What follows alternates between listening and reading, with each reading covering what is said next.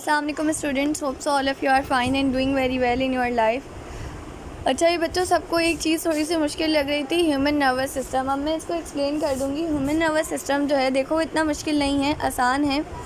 इसी नोट से समझ लेना, इसी नोट से कर लेना तो आप लोगों को आसानी हो जाएगी। हमारे पास ह्यूमन नर्वस सिस्टम जो है ये सेंट्रलाइज टाइप होता है, सेंटर में मौजूद होता है। इसके दो कंपोनेंट होते हैं, एक सेंट्रल नर्वस सिस्टम होता है, एक पेरिफेरल नर्वस सिस्टम होता है। पेरिफेरल नर्वस सिस्टम क्या होता है हम आगे देखेंगे, पहले हम ज़रा सेंट्रल नर्वस सिस्टम को देख लेते हैं। देखो सेंट्रल नर्वस सिस्टम जो होता है ना ब्रेन का, वो दो पार्ट्स पे कंसिस्ट होता है। CNS जो है आपके पास, वो दो पार्ट्स पे कंसिस्ट होता है। एक होता है ब्रेन और एक होता है स्पाइनल कॉर्ड। स्पाइनल कॉर्ड क्या होती है, जो आपकी रीढ़ की हड्डी के अंदर मौजूद होती है, ठीक है। और ब्रेन जो आपके दिमाग है, क्रेनियम के अंदर मौजूद है। ब्रेन और स्पाइनल कॉर्ड्स जो होती है ना, दोनों को एक किस्म का बोनी स्ट्रक्चर प्रोटेक्ट करता है। अब देखो इनको ना प्रोटेक्शंस होती हैं इनकी ना, क्योंकि ये ना बहुत सॉफ्ट से होते हैं। कभी आपने बकरे का दिमाग देखा हो या गाय का दिमाग देखा हो तो आपको अंदाज़ा होगा कि कितने सॉफ्ट होते हैं। तो ब्रेन और स्पाइनल कॉर्ड दोनों के दोनों किसको प्रोटेक्ट करते हैं, स्कल और वर्टिब्रल कॉलम को। ब्रेन और स्पाइनल कॉर्ड जो है वो किससे प्रोटेक्ट हो रहे होते हैं, बोनी स्ट्रक्चर से प्रोटेक्ट हो रहे होते हैं। जैसे ब्रेन जो है ना, उसके अराउंड मौजूद होगा स्कल, और जो स्पाइनल कॉर्ड है उसके अराउंड मौजूद होगी वर्टिब्रल कॉलम्स। स्कल को क्रेनियम भी कह सकते हैं हम लोग, ठीक है। अच्छा, इसके अलावा ना ब्रेन और स्पाइनल कॉर्ड के गिर्द ना हमारे पास मौजूद होती हैं टफ़ कनेक्टिव टिश्यूज़, 3 होते हैं वो, ठीक है, जिसको हम मेनिंजेस कहते हैं। यानी 3 लेयर्स होती हैं, उनके नाम होते हैं ड्यूरामीटर, पियामीटर, अर्कनॉइड मीटर। ड्यूरामीटर सबसे बाहर वाली होती है और टफ़ होती है, ठीक है। उसके बाद आपकी आती है मेरा ख्याल है अर्कनॉइड मीटर, जो स्पाइडर की तरह की होती है। फिर आपकी आती है पियामीटर। फिर आपके पास जो ड्यूरामीटर के दरमियान के स्पेसेस होते हैं वो ड्यूरल स्पेसेस होते हैं। अच्छा, ड्यूरल स्पेसेस ये आप लोग का है नहीं, मैं वैसे ही बता रही हूँ। यानी ड्यूरामीटर्स के दरमियान जो स्पेस होगा वो ड्यूरल स्पेसेस आ गए। ब्रेन के अंदर जो ड्यूरामीटर है ना, असल में उसकी होती है 2 लेयर्स। स्पाइनल कॉर्ड के अंदर ड्यूरामीटर की एक ही लेयर होती है। ये सब आपके लिए भी इम्पॉर्टेंट नहीं है, लेकिन आप लोग को मैं एक बता रही हूँ, ठीक है। आपको सिर्फ इसके नाम पता होने चाहिए मेनिंजेस के, अगर आप याद कर रख सकें तो, ठीक है। इसके अच्छा, फिर इसके अंदर ना एक किस्म का फ्लूइड मौजूद होता है जो कि सेरिब्रो स्पाइनल फ्लूइड होता है। ये मौजूद होता है आपके पास क्या कहते हैं, सब ऑर्गेनाइड स्पेस के अंदर, यानी कि पियामीटर और अर्कनॉइड मीटर, इन दोनों लेयर्स के दरमियान जो स्पेस होता है ना, उसके अंदर आपके पास CSF मौजूद होता है। और ड्यूरामीटर और अर्कनॉइड मीटर के दरमियान जो स्पेस होगा वहाँ पे क्या फ्लूइड मौजूद होगा, इंटरस्टिशियल फ्लूइड मौजूद होगा, ठीक है। ये सब अब जो आपके लिए इंपॉर्टेंट है ना, वो इसके अंदर जो बातें लिखी हैं वही है, और जो मैं एक्स्ट्रा बता रही हूँ ना उसको लिखिएगा नहीं, बिल्कुल भी नहीं लिखिएगा, वो जस्ट ऐसे ही है, मैं बता रही हूँ, ठीक है। अच्छा, CSF जो होता है ना, उसके अंदर क्या होता है, उसके अंदर न्यूरॉन्स होते हैं बहुत ज़्यादा, ठीक है, मेनिंजेस के अंदर। हमारे पास ब्रेन के 3 पार्ट होते हैं, fore brain, mid brain, hind brain. Front brain ये आपका आगे वाला पार्ट, मिड ब्रेन आपका यहाँ का पार्ट आ जाएगा, और फिर आपका यहाँ का हाइंड ब्रेन आ जाएगा। अभी हम आगे इसको और देखेंगे तो हमें ये क्लियर हो जाएगा। फोर ब्रेन जो होता है उसके 2 पार्ट्स होते हैं, टीलेंसेफेलोन, डायसेफेलोन। टीलेंसेफेलोन का एक और नाम होता है, वो होता है सेरिब्रम। याद रखना सेरिब्रम और सेरिबेलम में फ़र्क रखना। सेरिब्रम जो होता है ना, ये लार्जेस्ट पार्ट होता है फोर ब्रेन का, ठीक है। इसके 2 हेमिस्फीयर होते हैं, सेरिब्रल हेमिस्फीयर।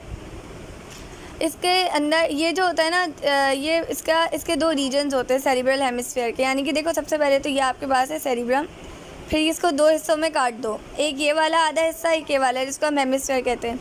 इस वाले को अगर ये लेफ़्ट साइड पर मौजूद है, राइट साइड पर मौजूद है तो राइट हेमिस्फीयर, ये लेफ़्ट साइड पर मौजूद है तो लेफ़्ट हेमिस्फीयर। ये जो हेमिस्फीयर है ना, इसके 2 रीजन्स हैं। इसका जो आउटर रीजन है ना, ठीक है, इसका जो आउटर रीजन है वो एक ग्रे कलर के मटेरियल से बना हुआ होगा, वो ग्रे कलर का होगा। और जो अंदर का रीजन होगा ना, ये वाइट कलर का होगा।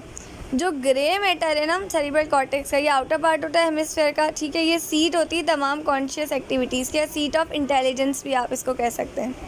क्या कह सकते हैं, सीट ऑफ इंटेलिजेंस या सीट ऑफ कॉन्शियस एक्टिविटीज़। किस चीज़ में इन्वॉल्व होता है, इंटेलिजेंस, रीजनिंग, मेमोरी में इन्वॉल्व होता है। ये आगे फर्दर डिवाइड होता है 4 लोब्स के अंदर, frontal lobe, temporal lobe, parietal lobe और ऑसिपिटल लोब। यानी सबसे पहले सबसे आगे आता है फ्रंटल लोब, उसके पीछे होता है नीचे के साइड पर टेम्पोरल लोब दरमियान में, ठीक है।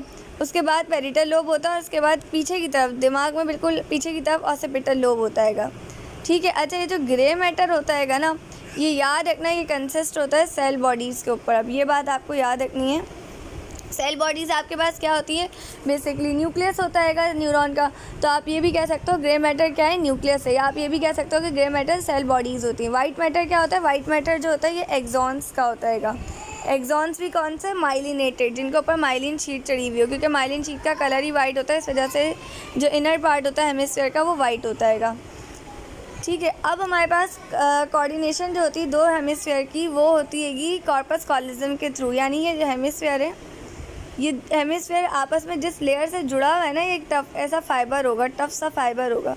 ये जो फाइबर है ना, इसको हम कहते हैं कॉर्पस कॉलिज़म। ठीक है, ये इसके थ्रू इन दोनों के अंदर कोऑर्डिनेशन होती है। अच्छा भाई, डायनसेफेलोन, अब आ जाओ डायनसेफेलोन पे। डायनसेफेलोन के दो पार्ट होते हैं, थैलेमस और लिम्बिक सिस्टम। थैलेमस जो होता है ना, ये क्लियरिंग हाउस होता है सेंसरी इम्पल्सेस के लिए। इसके अंदर इसका क्या काम होता है, ये प्लेजर और पेन को प्रिसेप्ट करता है, यानी कि बताता है अगर खुशी या गम है ना उसको। ठीक है, तो ये आपके पास क्या है, ये क्लियरिंग हाउस है किसके लिए, सेंसरी इम्पल्स के लिए। या आप इसको रिले स्टेशन भी कह सकते हैं, यानी यहाँ पे सेंसरी इम्पल्स जो है वो आती हैं। ठीक है, अच्छा भाई, फिर आता है लिम्बिक सिस्टम। लिम्बिक सिस्टम में तीन चीज़ें आती हैं, हाइपोथैलेमस, एमिग्डाला, हिप्पोकैम्पस। हाइपोथैलेमस जो होता है इसका काम ये क्या होता है, ये होमियोस्टेसिस में काम करता है और रेगुलेट करता है पिट्यूटरी ग्लैंड को। इसके अलावा बॉडी का temperature, blood pressure, hunger, thirst, aggression, pleasure, pain, ये तमाम आपके इमोशंस होते हैं, आपकी बॉडी का प्रेशर, टेम्परेचर, इन सबको रेगुलेट करता है। एमिग्डाला का काम होता है पनिशमेंट, प्लेजर या सेक्सुअल रिस्पॉन्सेज में वर्कआउट करना। अगर किसी को कोई पनिश वगैरह दी जा रही तो उसका एमिग्डाला जो है वो काम करेगा, लेकिन चूंकि आप लोगों को पनिश मिलती है फिर भी आप लोग को असर नहीं होता, तो आप लोग के अंदर एमिग्डाला मौजूद नहीं है, बाकी नॉर्मल इंसानों में होता है। आ जाए हिप्पोकैम्पस। हिप्पोकैम्पस वो होता है जिसके अंदर लॉन्ग टर्म मेमोरी होती है, एमसीक्यूज़ में बहुत दफ़ा आता है। फिर आ जाओ भाई मिड ब्रेन। मिड ब्रेन जो होता है वो बहुत स्मॉल होता है, इवन इंसानों के अंदर तो बहुत ही कम होता है। ठीक है, इसका काम क्या होता है, इसका काम होता है सेंसरी इंफॉर्मेशन को रिसीव करना, जैसे देखना, ओडोर, स्मेल हो गई, सेंसेस से होती है ना ये। ठीक है, और ये कहाँ से रिसीव करती है इन्फॉर्मेशन, ये रिसीव करती है स्पाइनल कॉर्ड से या फोर ब्रेन से। ठीक है, अब आ जाओ हाइंड ब्रेन। हाइंड ब्रेन के तीन पार्ट है, मेडुला ऑब्लोंगेटा, सेरिबेलम, पोन्स और रेटिकुलर फॉर्मेशन। मेडुला ऑब्लोंगेटा क्या होता है, मेडुला ऑब्लोंगेटा का काम होता है breathing, heart rate, blood pressure, coughing, swallowing, इन सबको कंट्रोल करना। सेरिबेलम जो होता है ये मस्कुलर कोऑर्डिनेशन होता है, बैलेंस का उसमें काम आता है। पोन्स होता है ये मस्कुलर कोऑर्डिनेशन करवाता है, यानी मसल्स की कोऑर्डिनेशन करवाता है। फेशियल एक्सप्रेशन, जैसे किसी को मुंह बनाने की काफ़ी ज़्यादा आदत होती है तो वो पोन्स कर रहा होता है। ब्रीथिंग, स्लीपिंग, ये सब पोन्स रेगुलेट करता है। Now what is reticular formation, it is lies in medulla, pons and midbrain. Medulla, pons और मिड ब्रेन के अंदर एक किस्म का नेटवर्क मौजूद होता है जिसको हम कहते हैं रेटिकुलर फॉर्मेशन। ये क्या करता है, ये मॉनिटर करता है मैसेज को नर्वस सिस्टम के कि किस चीज़ पे रिएक्ट करना चाहिए और किसको इग्नोर करना चाहिए। ठीक है, जैसे फॉर एग्जांपल एक बच्चा है वो रात को रो रहेगा तो उसकी मदर जो है ना, उनका रेटिकुलर फॉर्मेशन फ़ौरन वर्कआउट करेगा और वो उठ जाएंगे अपने बच्चे की रोने की आवाज़ पे, लेकिन फादर जो है ना वो तब भी नहीं उठेंगे। ये आपकी बुक में एग्जाम्पल मौजूद है। फिर आ जाए ब्रेन स्टेम। ब्रेन स्टेम किस पे कंसिस्ट होता है, ब्रेन स्टेम कंसिस्ट होता है मिड ब्रेन, मेडुला ऑब्लोंगेटा और पॉन्स पर।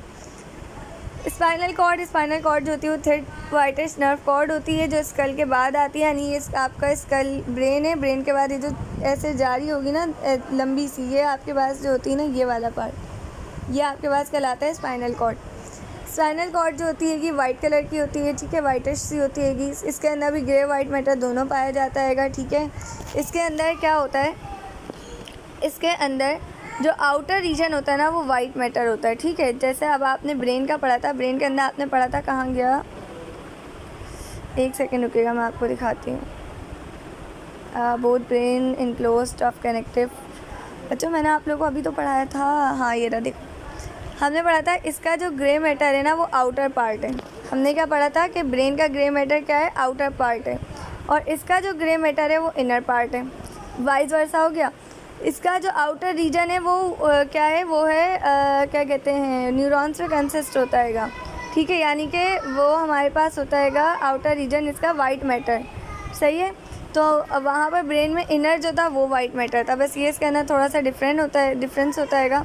इसके अलावा कोई ख़ास इसके अंदर डिफरेंस नहीं है।